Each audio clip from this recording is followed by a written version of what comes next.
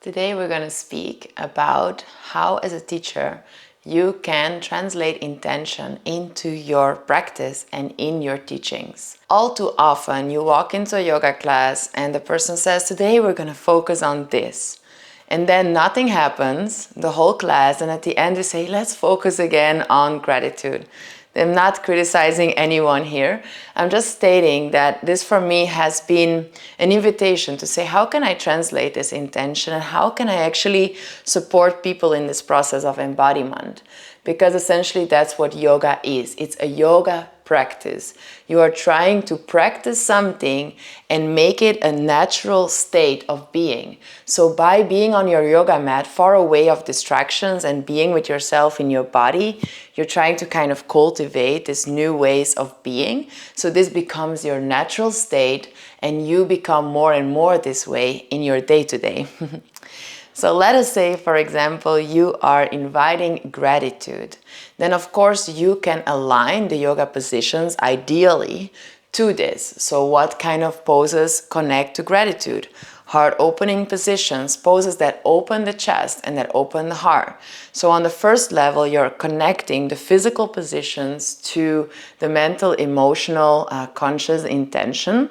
But a secondary level, it's to kind of bring people back to that intention and embody the feeling of it. Because this is actually what I have found to be a very key element of embodying something. It's not to rationalize it and think about gratitude, but it's about making it something sensible. How does it feel to be grateful? Do you remember the last time you really felt grateful? Can you think about a person you're really grateful of in your life? And instead of thinking more about that person, can you stick to the feeling? Focus on your heart center. Where do you feel that? And how does it feel? And then as you flow through the practice, of course, always guiding conscious breath so that our awareness settles in a deeper and deeper state of consciousness and a different brainwave as well. So we're not just reacting and moving in our mind, but it really becomes an embodied practice. You bring people back to that feeling. So for example, you take a child's pose and you take a rest and you're like, come back to that feeling. Or even when you're in a challenging position and you're there, can you now connect back to that feeling? Can you feel it? Or one of my favorites, when I go to standing and the first time I'm standing on my 2 feet, can you come back to that feeling? Can you put your energy, dedicate your breath and your awareness to truly, truly feel that feeling and make it part of you and start to really embody it? So this was my advice for you to kind of try it out. And even if the teacher is not necessarily doing it, if you're watching this as a student, and we're all students forever, can you try to apply this to your practice? And once in a while, when you have a moment, instead of just going to pose to pose to pose, take a moment, come back to it.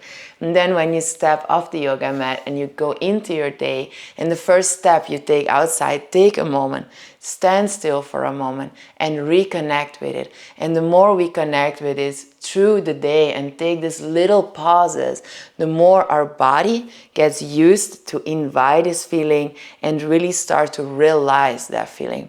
And when we shift the way we feel in our day-to-day, the things we see change. Because the perceiver is the way you perceive affects the way you receive. So how I feel about myself, about my body, about this life will translate in the way I see the world around.